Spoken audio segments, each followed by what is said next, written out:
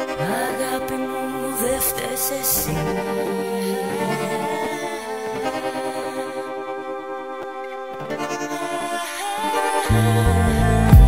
Μερικές φορές η ζωή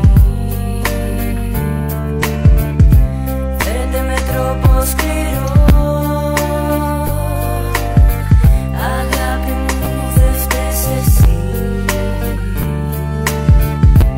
Έτσι είναι η αλήθεια στη γη.